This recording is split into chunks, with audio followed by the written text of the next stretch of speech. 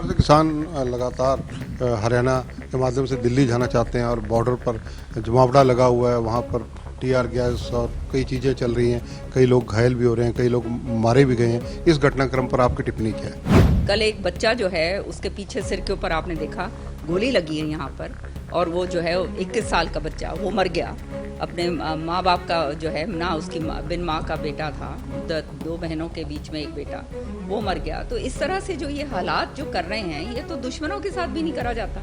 ये तो जो है हम लड़ाई लड़ें पाकिस्तान के साथ तब होनी चाहिए, अपने ही लोगों के साथ इस तरह से बर्ताव हो रहा है, ये तो बहुत गलत बात है। आपने 2022 में कहा था कि उनकी आय दुगनी करेंगे, वो तो आपका जुमला साबित हो गया। आय तो दुगनी हो ही नहीं, दुगनी से भी ज़्यादा आय कम होगी। महंगाई इतनी हो गई है, उपकरणों के ऊपर जीएसटी लगा दी है, सारे जो है खाद जो है महंगी हो गई है, बीज महंगे हो गए हैं, हर तरीके से सब कुछ महंगा हो गया। कांग्रेस जो बार बार ये अविश्वास प्रस्ताव लाती है, इसकी क्या आवश्यकता लगती है? कितना न्याय संगत है? जो है वो कहते हैं ना, आंकड़ों का खेल है, ये सारा नंबर्स की गेम है, तो उसके अंदर तो वो हमारे से ज़्यादा हैं। पर ये है कि आज जो धरातल के ऊपर जो हालात हो रहे हैं वो किसी से छुपे नहीं हैं, आंदोलन के ऊपर है। कल मैं एक बहुत अहम जो है मसला विधानसभा में लेकर आई थी, एमएसपी के ऊपर प्रस्ताव पास करवाने के लिए। केवल एक प्रस्ताव ही पास करना था, तो ये प्रस्ताव पास करके सर्वसम्मति से हमारे को केवल केंद्र के पास भेजना था, जहाँ केंद्र ने कानून बनाना है। तो हम केवल एक प्रस्ताव भी पास करके नहीं भेज सकते, तो आप समझ सकते हो कि सरकार की मंशा किसानों के प्रति क्या होगी। पंजाब केसरी में आप सबका स्वागत है। मैं हूं चंद्रशेखर धरनी। कांग्रेस के दिग्गज विधायक किरण चौधरी जी हमारे साथ मौजूद हैं, बातचीत करेंगे इनसे। मैडम, स्वागत है पंजाब केसरी में। नमस्कार धरनी जी, थैंक यू। मैडम, जिस प्रकार से मनोहर सरकार के पास विश्वास मत पूरा है, क्योंकि उनके अपने विधायक हैं, जेजेपी का समर्थन है, इंडिपेंडेंट एमएलए साथ हैं, कांग्रेस जो बार बार ये अविश्वास प्रस्ताव लाती है, इसकी क्या आवश्यकता लगती है? कितना न्याय संगत है? देखो, अविश्वास प्रस्ताव, इसमें तो निश्चित तौर से कोई दो राय नहीं है कि उनके पास नंबर्स हैं, और जो है वो नंबर्स जो है वो कहते हैं ना, आंकड़ों का खेल है, ये सारा नंबर्स की गेम है, तो उसके अंदर तो वो हमारे से ज़्यादा हैं। पर ये है कि आज जो धरातल के ऊपर जो हालात हो रहे हैं वो किसी से छुपे नहीं हैं। बार बार जैसे मैं कहती आई हूँ कि हर वर्ग जो है वो त्रस्त है।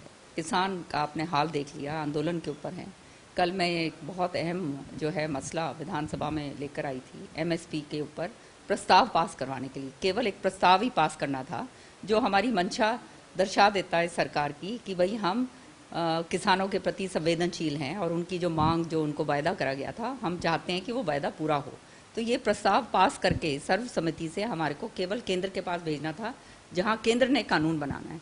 तो हम केवल एक प्रस्ताव भी पास करके नहीं भेज सकते, तो आप समझ सकते हो कि सरकार की मंशा किसानों के प्रति क्या होगी। जिस प्रकार से किसान लगातार हरियाणा के माध्यम से दिल्ली जाना चाहते हैं और बॉर्डर पर जमावड़ा लगा हुआ है, वहाँ पर टीआर गैस और कई चीज़ें चल रही हैं, कई लोग घायल भी हो रहे हैं, कई लोग मारे भी गए हैं। इस घटनाक्रम पर आपकी टिप्पणी क्या है?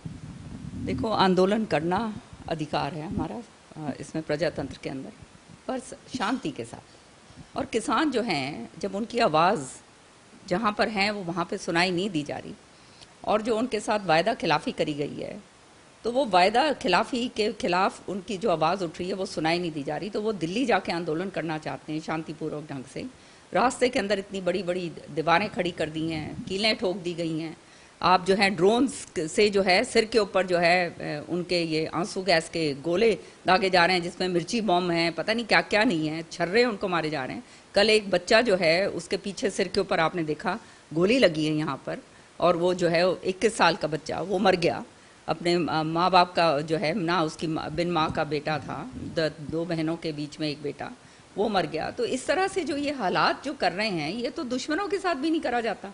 ये तो जो है हम लड़ाई लड़ें पाकिस्तान के साथ तब होनी चाहिए, अपने ही लोगों के साथ इस तरह से बर्ताव हो रहा है, ये तो बहुत गलत बात है। और किसान तो हमारा अन्नदाता है, और उस अन्नदाता के साथ आप उसको इतना प्रताड़ित कर रहे हो, और जो उसका हक है जो वो मांग रहा है, वो हक आप उसको नहीं दे रहे, क्योंकि आज महंगाई के कारण वो बिल्कुल ही धरती पे लग गया है। आपने 2022 में कहा था कि उनकी आय दुगनी करेंगे, वो तो आपका जुमला साबित हो गया। आय तो दुगनी हो ही नहीं, दुगनी से भी ज़्यादा आय कम होगी। महंगाई इतनी हो गई है, उपकरणों के ऊपर जीएसटी लगा दी है, सारे जो है खाद जो है महंगी हो गई है, बीज महंगे हो गए हैं, हर तरीके से सब कुछ महंगा हो गया। और उसके बाद जो है उनके जो हैं जो डीएपी के कट्टे हैं वो भी जो है उसकी भी मात्रा कम कर दिया आपने, 50 किलो से जो है लेकर 40 पे आप आ गए हैं। तो इस तरह से किसानों के साथ जो है ना तो उनकी जो है पूरी तरह से मुआवजे उनको मिलते, केसीसी कार्ड जो है उनके जबरन काटे जाते हैं। ये भवंतर योजना जो है उसका उनको पूरा लाभ नहीं मिल रहा है। तो ये सारी चीज़ें जो हैं इसको देखते मद्देनज़र देखते हुए ये बहुत अनिवार्य है कि किसान जो अन्नदाता है, जिसके ऊपर हमारी सारी की सारी अर्थव्यवस्था टिकी है, उसको एमएसपी का जो है दर्जा उसकी फसलों को दिया जाए। और वो एमएसपी के ऊपर अगर खरीद फरोख्त होएगी तो ये जो है उसका भी घर चल जाएगा और सारी जनता का और जो है देश भी खुशहाल होगा। तो 4 बार वार्ताएं केंद्रीय मंत्री करने आते हैं, लेकिन कोई वार्ता सार्थक साबित नहीं होती। इसके लिए आपको क्या लगता है कि कौन कसूरवार है? नहीं, सार्थक इसलिए नहीं हो रही क्योंकि वो तो सीधी बात कह रहे हैं कि हमारी जो फसलें हैं 23 या 24 फसलें हैं उनके ऊपर आप हमारे को एमएसपी दीजिए, जिसके ऊपर आपने हमारे को वायदा करा था 3 साल पूर्व, जब 3 काले कानून को हटाया गया था और किसान आंदोलन खत्म करा गया था, जब किसानों के साथ पूरा पक्का वायदा किया गया था कि हम कानून लेकर आएंगे एमएसपी का। आज वो कानून आप लेकर नहीं आ रहे हैं। पता नहीं अब वो दबाव कॉर्पोरेट्स का दबाव है, किसका दबाव है, उसके कारण जो है किसानों के साथ जो अनदेखी करी जा रही है, जो गरीब के साथ अनदेखी करी जा रही है, मजदूर के साथ अनदेखी करी जा रही है। आज बेरोजगारी का आलम इतना ज़बरदस्त है, अगर ये किसान ना हो तो कुछ भी ना रह जाए। बजट सत्र है, मुख्यमंत्री वित्त मंत्री भी हैं, बजट भी उन्होंने पेश करना है। किस प्रकार के बजट की उम्मीद आप लगाते हैं? बजट तो हमेशा हर साल जो है आप देखते ही आ रहे हैं, हम इतने ज़बरदस्त कर्जे के अंदर डूबे हुए हैं। कर्जा जो है, कर्जे को भुगतान करने के लिए जो है कर्जा लिया जाता है, तो तोड़ मड़ोड़ के इधर से उधर जो है सारी बातें कही जाती हैं। वही इस बार ही होगा, कोई नई बात तो है नहीं। अच्छा होता, मैं तो यूँ कहूँगी बजट के अंदर ये प्रावधान करें कि जो है गैस का सिलेंडर महिलाओं को जो है वो 400-500 रुपये का मिले, जैसे पहला मिला करता था। हमारे नौजवान बच्चे जो हैं उनकी नौकरियां जो हैं 2 लाख नौकरियां जो करीब लंबित पड़ी हुई हैं, वो प्रावधान किया जाए कि उनको वो नौकरियां उन बच्चों को जो हैं दी जाएं। ये पैसे का अलग से प्रावधान किया जाए। ये प्रावधान किया जाए कि हमारे किसान भाइयों को कैसे सहूलियत दी जाएगी। सारा कुछ ये सारी चीज़ें अगर लेकर आएंगे, महंगाई के ऊपर चर्चा हो तो कोई फ़ायदा होगा, नहीं तो ये तो वो औपचारिकता मैं समझती हूँ बन के रह गई है। भगवान राम का मंदिर अयोध्या में स्थापित हो चुका है। विधानसभा के अंदर भी प्रभु श्री राम का संकल्प पत्र सरकार के द्वारा लाया गया, सर्वसम्मति से पास हुआ। बिल्कुल, हमने उसका पूरा समर्थन करा। प्रभु राम जो हैं सबके कण कण में हैं, सबके घट में हैं, और हम तो राम के अनुयायी हैं। मैं तो ख़ास तौर से जो है बहुत पूजा पाठ उपासना करने, राम जी की उपासना करने वाली हूँ। मेरा तो जन्म भी जो है आपको मैं बताना चाहती हूँ वो अयोध्या में हुआ है। हाँ, फैज़ाबाद के अंदर मेरा जन्म है, जहाँ पर मंदिर जहाँ बना है उसी के आसपास। तो मैं तो वहीं से हूँ, और पता नहीं वो शायद तब से वो कुछ वो भगवान की जो है वो लीला है कि वो उपासक हूँ। हमारे घर में पूरे सब लोग हैं, पर जो है देखो ये किसी भगवान जी और प्रार्थना ये अपनी है, अपने भीतर की है, और विश्व की शांति के लिए, विश्व की भलाई के लिए यही हमारे को सिखाया गया है। मर्यादा पुरुषोत्तम भगवान राम, उन्होंने एक बात कही कि मतलब वचन जाए प्राण ना जाए, है ना। तो ये सच्चाई के जो है रास्ते पे चलाना जो है उनका पूरा जीवन था, और उसके सच्चाई के लिए उन्होंने लड़ाई लड़ी, और जो है धर्म के लिए जो लड़ता है वो हमेशा विजयी होता है। तो मैं तो एक बात कहना चाहती हूँ कि धर्म को राजनीति से अलग रखना है। धर्म हम सबका है, हम सब कहते हैं हिंदू हैं और धर्म के कहते उपासक हैं, लेकिन उसका अगर राजनीतिकरण करा जाता है तो जो है उसके नतीजे अच्छे नहीं होते। मैं अब कांग्रेस की बात करते हैं। कांग्रेस में जो कुछ लोग या कुछ धड़े या कुछ व्यक्ति विशेष एसआर के ग्रुप को अंडर एस्टिमेट कर चल रहे थे, अब तो वो भी कहने लगे कि आप लोग कांग्रेस का काम कर रहे हो। हमने तो पूरा हरियाणा जो है सड़क से नापा है, आपने देखा, और सारी जगह जाकर 10 की 10 सीटों के लिए जो लोकसभा की सीट हैं उनकी बात करी है हमने। तो हम तो कांग्रेस का काम शुरू से करते आए हैं।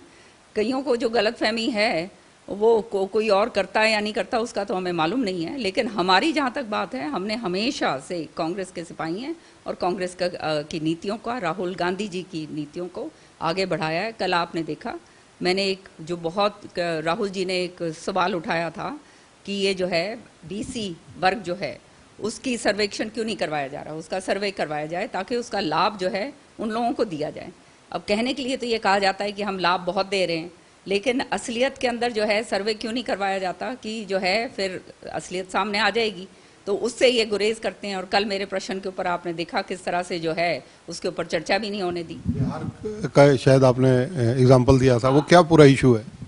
देखो, बिहार के अंदर बीसी वर्ग का जो है सर्वे हुआ है। वो सर्वे इसलिए हुआ है कि जो लाभ, सरकारी लाभ हैं, सरकार की जो योजनाएं हैं, वो जिसका संख्या ज़्यादा है उनको वहाँ तक वो लाभ जो है उनको मिले, तो बीसी वर्ग को वो मिले, इसलिए बिहार के अंदर वो करा गया है। सुप्रीम कोर्ट ने भी हरी झंडी दे दी है अपने 2 केसेस के अंदर, उन्होंने कह दिया है कि हाँ ये गलत नहीं है और सर्वे करवाया जा सकता है। तो सुप्रीम कोर्ट का भी जब कहते हो उसको हरी झंडी मिल चुकी है, और जब आप इतना दम भरते हो बीसी के लिए, बीसी वर्ग के लिए, तो आपको सर्वे करवाने में गुरेज बिल्कुल नहीं होना चाहिए। आपको तो पहले करवाना चाहिए ये देखने के लिए कि ताकि ज़्यादा से ज़्यादा फ़ायदा उनको पहुँचे। लेकिन यहाँ तो उल्टा हो रहा है। यहाँ पे क्या हुआ है कि जो है बीसी बी जो वर्ग है उसको जो है उसका आरक्षण जो है म्यूनिसिपल बॉडीज़ के अंदर ख़त्म कर दिया है, जिसके अंदर 7-8 जो हैं ये जातियाँ आती हैं, जिसके अंदर अहीर है, यादव है, गुसाई है, म्यो हैं और लोड हैं, इस तरह की सारी जातियाँ हैं। वो सारी जातियों के लिए आपने आरक्षण ख़त्म कर दिया। अब जब जैसे बीसी ए का रखा है, बीसी बी का भी रखो। इसी तरह से दोनों वर्ग जो हैं, बीसी ए भी और बीसी बी भी, दोनों वर्ग जो हैं, जो जातियाँ दोनों वर्ग में आती हैं, इसके अंदर जो है क्लास 1 में और क्लास 1 की जो पोस्ट हैं और जो गेजेटेड पोस्ट हैं उसके अंदर आरक्षण रखा ही नहीं है। तो क्यों आ रही है? तो इसका मतलब ये है कि आप तो खाली ग्रुप डी तक उनको रखना चाहते हो, उनको आगे नहीं बढ़ाना चाहते। आप एक तरफ कहते हो कि हम इनके लिए बहुत कर रहे हैं, दूसरी तरफ जो है आप उनका आरक्षण भी नहीं रख रहे। तो ये तो दोगली बात हो गई ना, सामने स्पष्ट नजर आ गई। अब कांग्रेस में ये भी चर्चाएं शुरू हुई कि जितने दिग्गज नेता हैं, बड़े चेहरे हैं, उनको पार्लियामेंट के इलेक्शन में भी उतारा जा सकता है। तो आपका दृष्टिकोण क्या है? देखिए, मेरा तो जहाँ तक मानना है वो तो अब पार्टी का हिसाब है, पार्टी जिस हिसाब से टिकट देगी वो हाईकमान के ऊपर निर्धारित। जो इंडिया गठबंधन बना उसमें धीरे धीरे कर जैसे कई बड़े चेहरे हैं, कई राजनीतिक दल हैं, वो छिटक रहे हैं, उसका कारण क्या मानते हैं? सबकी अपनी अपनी महत्वाकांक्षाएं होती हैं, और एक जगह जो है एक दूसरे को जब एडजस्टमेंट नहीं करी जा सकती और ज़्यादा मांगा जाता है तब यही हाल होते हैं। लेकिन आपने देखा कल यूपी के अंदर जो है गठबंधन पूरी तरह से हुआ है, कांग्रेस को क्या कहते हैं सम्मानजनक जो है सीटें दी गई हैं। तो ये ऐसा ऐसा करके जहाँ पर लाइक माइंडेड है वहाँ पे तो हो ही जाएगा। मिशन 2024 लोकसभा और विधानसभा दोनों के लिए अगर किरण चौधरी से पूछा जाए कि हरियाणा में क्या रोड मैप रहेगा?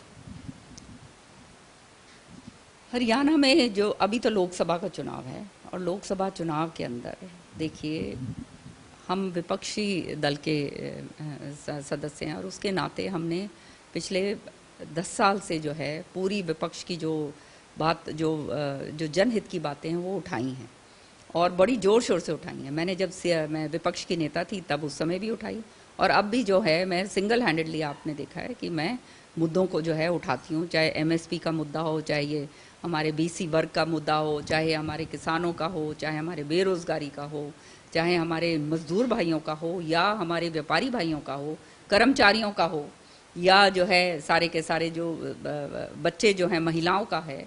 तो सारे मुद्दे हमने जो हैं उठाए हैं, और मेरी मंशा तो ये है कि जो है वो कहते हैं ना, राम राज्य अगर लेकर आना है तो सब सुखी रहें, समृद्ध रहें, और जो है हमारा प्रदेश आगे बढ़े और सारे जो हैं खुशहाल रहें। धन्यवाद। ये हैं किरण चौधरी, कांग्रेस के दिग्गज नेता हैं। इनका कहना है कि राम राज्य अगर लाना है तो सभी सुखी रहें, खुश रहें, समृद्ध रहें, खुशहाल रहें।